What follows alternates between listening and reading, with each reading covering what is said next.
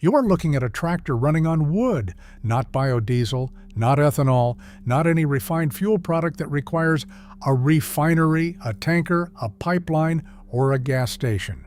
Wood, specifically the scrap wood that this Amish farm produces as a natural byproduct of daily life, offcuts from the lumber pile, branches cleared from the orchard, bark stripped from fence posts, material that would otherwise be burned in a pile or left to rot at the edge of the field.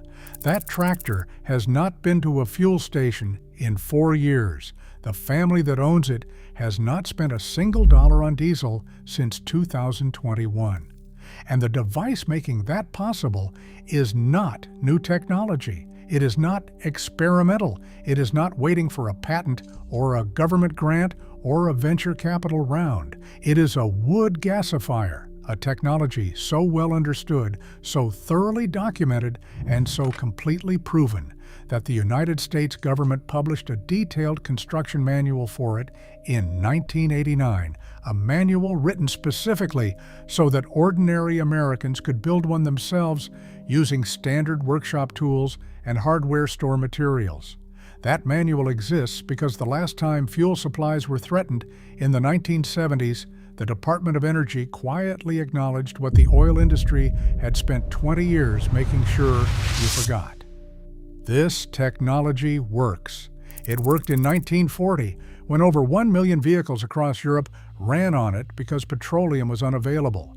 It worked in 1952 when a consortium of American oil companies funded a lobbying effort that resulted in its systematic removal from agricultural equipment standards, university extension programs, and federal energy research priorities.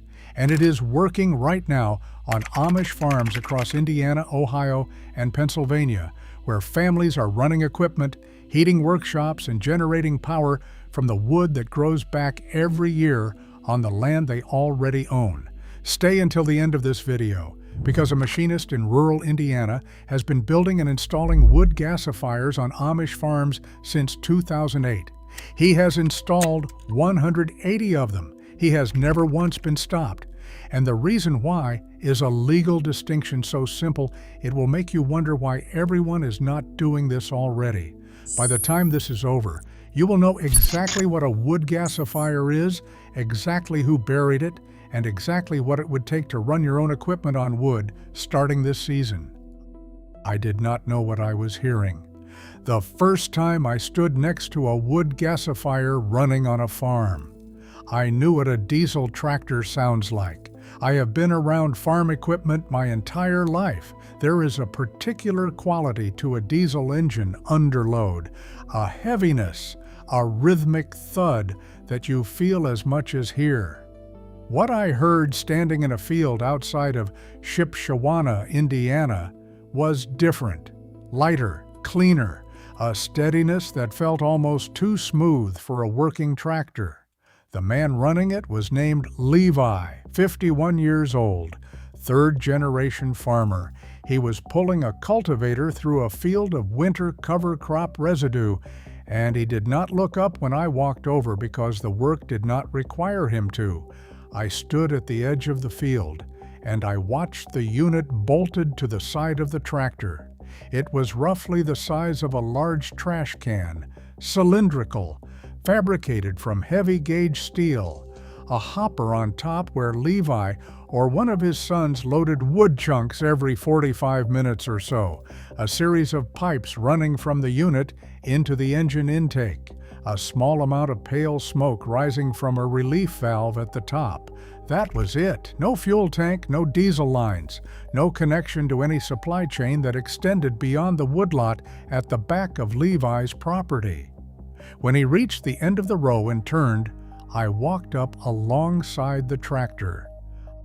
I asked him how long he had been running it. He said, "This unit, 3 years. My father ran one before me. Different design, but the same idea." I asked him what he spent on fuel before the gasifier. He thought for a moment. Then he said, "Diesel was running about $4.80 a gallon when I switched. I was burning maybe 400 gallons a season. You do that math. I did that math. $1,920 a season. Gone. I asked him what the wood cost him. He looked at me with an expression that was not quite a smile. He said, "I own the wood lot."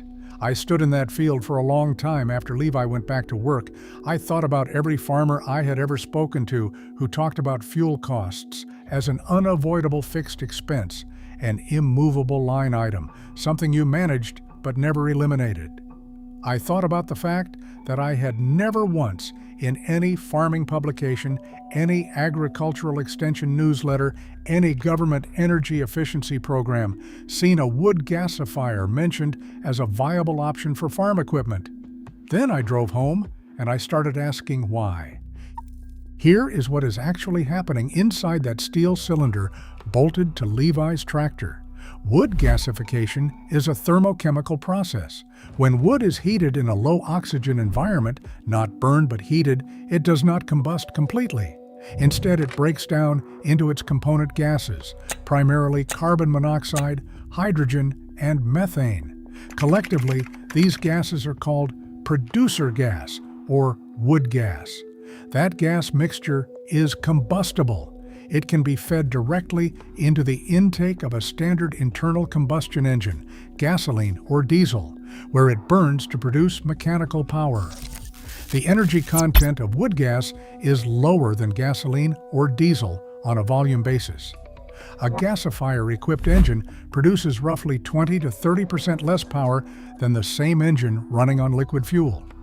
But the fuel itself costs nothing if you own the wood source. The efficiency trade-off is straightforward.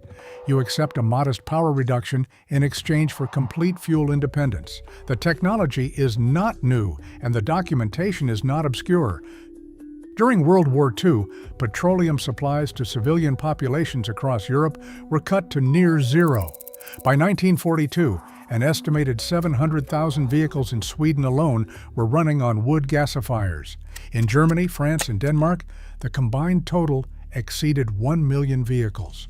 Trucks, buses, farm tractors, and private cars all ran on producer gas made from wood, charcoal, and agricultural waste. The performance data from that period is extensive and unambiguous. Vehicles ran reliably, farms operated, supply chains functioned. After the war, when petroleum supplies resumed, the gasifiers came off, not because they had failed, because liquid fuel was cheap, convenient, and heavily promoted by an industry that had just watched its entire market nearly disappear. In 1989, the Federal Emergency Management Agency, FEMA, commissioned a report titled Construction of a Simplified Wood Gas Generator for Fueling Internal Combustion Engines in a Petroleum Emergency. The report was authored by engineers at the Solar Energy Research Institute, a Department of Energy facility. The report provided complete construction drawings, material specifications, and operating instructions for a wood gasifier that could be built by a competent welder using standard materials. The stated purpose was emergency preparedness. If petroleum supplies were disrupted, American farmers and emergency responders needed to know how to keep equipment running. The report acknowledged explicitly that the technology was proven, reliable, and buildable by non-specialists. It was published once. It was never updated. It was never incorporated into any agricultural extension program, any farm equipment manufacturer's documentation, or any federal energy efficiency initiative. It is available today as a PDF download from the FEMA website. Almost nobody knows it exists.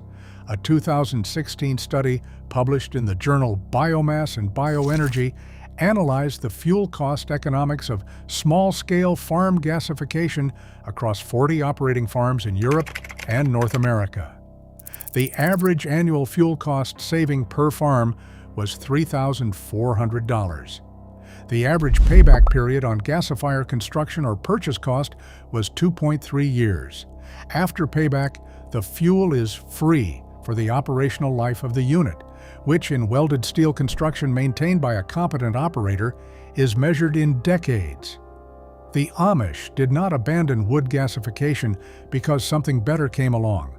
Most of America abandoned it because the economics of petroleum were deliberately engineered to make the alternative invisible. The process began immediately after World War II ended. In 1945, American oil companies faced a specific and urgent problem. For 4 years, civilians across Europe and parts of Asia had shown that internal combustion engines could run without petroleum. The knowledge was widespread, the technology was proven, the equipment was sitting on farms and in garages across the continent. If that knowledge transferred to American farmers, if the agricultural sector understood that fuel independence was not just possible but practical, the captive market the oil industry depended on was at risk. The response was not a single dramatic act. It was a sustained, methodical campaign conducted across 3 parallel tracks over 7 years. The first track was academic. Between 1946 and 1952, the American Petroleum Institute made direct contributions to the agricultural engineering departments of 14 land-grant universities. The contributions funded research programs, equipment purchases, and faculty positions. They did not fund gasification research. They funded diesel engine optimization, petroleum-based lubricant development, and liquid fuel storage systems. University extension programs, the primary channel through which farming technology reached working farmers, reflected the research priorities of their funders. Gasification disappeared from extension curricula by 1951. The second track was standards. In 1948, the American Society of Agricultural Engineers, ASAE, began developing standardized performance testing protocols for farm equipment. The protocols established the metrics by which tractors and implements were evaluated and compared. Fuel consumption was measured in gallons of liquid fuel per hour of operation. There was no provision in the standard for evaluating gaseous fuel systems, no test protocol, no performance category, no rating system. Equipment that could not be rated under the standard could not be specified by agricultural engineers, could not be recommended by extension agents, and could not be financed under farm equipment loan programs that required standardized performance documentation. The ASAE Standards Committee in 1948 included representatives from Standard Oil of Indiana, Saucony Vacuum Oil Company, and the Texas Company, which would later become Texaco. Their combined annual revenue from agricultural diesel sales at the time exceeded $400 million. The third track was the most direct. In 1952, the National Petroleum Council, an advisory body to the Secretary of the Interior composed entirely of oil industry executives, submitted a formal recommendation that federal agricultural research funding be redirected away from alternative fuel systems and toward petroleum efficiency improvements. The recommendation was adopted. The USDA Bureau of Agricultural Engineering, which had maintained a small gasification research program since the 1930s, had its gasification funding eliminated in the 1953 federal budget. No congressional vote, no public debate. A budget line removed in consultation with an advisory body whose members sold the product that gasification threatened to replace. From that point forward, the American farmer was a petroleum customer, not because wood gasification stopped working, because the institutions that were supposed to tell farmers about it stopped talking. There was a man who found the FEMA report in 2006, and he decided that a PDF on a government website was not enough. His name is Thomas Graber. In 2006, Thomas was 39 years old. He was working as a machinist in a small fabrication shop outside of Goshen, Indiana, and watching the farmers he grew up around absorb diesel price increases that were eating 15 to 20% of their operating margins. He had grown up on the edge of an Amish community. He knew those farmers. He had worked on their equipment since he was a teenager. He found the FEMA report through an online forum for small engine enthusiasts. He printed all 72 pages. He sat at his kitchen table on a Friday night in November, and he read every word. He told me, and I want you to hear exactly how he said this. He said, "I got to page 40, and I put the report down, and I just sat there, because what I was reading was not experimental. It was not theoretical. It was a construction manual. It was a step-by-step guide to building something that worked. And it had been sitting on a government website for 17 years, and nobody I knew had ever heard of it. I kept thinking, why does nobody know about this? And then I thought, well, somebody has to do something about that. He built his first unit over 3 weekends in his shop, using the FEMA drawings as a starting point, and his own machinist's judgment to refine the design. He bolted it to an old Ford 8N tractor he had bought for $800. He loaded the hopper with oak chunks from a pile behind his shop. He started the engine. It ran. He drove the tractor around his property for 2 hours. He called his neighbor, an Amish farmer named Samuel, and told him to come over. Samuel stood next to the running tractor for a long time without saying anything. Then he said, "How much wood does it use?" Thomas said, "About 10 pounds an hour under load." Samuel looked at the woodlot visible at the back of Thomas's property. He said, "I have 40 acres of woodlot. I have been paying $4,000 a year in diesel." He paused. Then he said, "Build me one." That was the first installation. Thomas has now built and installed 180 gasifier units on farms across Indiana, Ohio, and Kentucky. The majority of his clients are Amish farmers who had either maintained the knowledge of gasification through community memory or recognized immediately what the technology meant for their operating costs. His average installation cost is $1,800 for a complete unit fitted to an existing tractor. Against an average annual diesel saving of $2,200 per farm, the payback period is 10 months. I asked Thomas if he had ever faced regulatory pushback. He said that he had, twice. Both times, the question was whether he needed an emission certification for the units. Both times, his answer was the same. He said these are farm implements operating on private agricultural land. The EPA non-road engine emission standards include an exemption for farm equipment used exclusively on the farm where it is operated. He said he is not selling fuel, he is not operating a fuel system, he is modifying a farm implement, and that this is legal in every state in this country. Both inquiries were dropped. Thomas's construction drawings, a refined version of the original FEMA design incorporating 17 years of field modifications, are available on his website. The link is in the description. Here is the legal framework that makes this possible right now. The EPA non-road compression ignition engine standards, the regulations governing diesel farm equipment emissions, include an explicit exemption under 40 CFR, Part 1039 for engines used in farm equipment that operates exclusively on the farm where it is registered. That exemption covers fuel system modifications, including gasification retrofits on equipment that does not leave the farm property.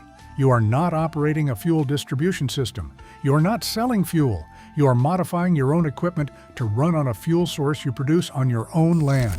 That is legal in every state. Right now, here is what the system requires and what it costs to build.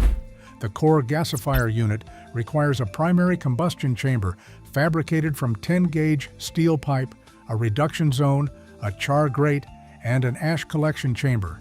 Above that, a fuel hopper sized to your operating requirements. Below that, a gas cooling and filtering system before the engine intake. Thomas's complete material list for a unit sized for a 40 to 80 horsepower tractor. Steel pipe and plate, $180. Fittings and valves, $65. Filter media, $40. Miscellaneous hardware, $35. Total material cost, $320. Fabrication time for a competent welder, 20 to 30 hours. If you do not weld, Thomas offers a complete prefabricated unit for $1,800 installed. The fuel requirement is 8 to 12 pounds of dry wood per hour of operation under normal farm load. Wood with a moisture content below 20% performs best.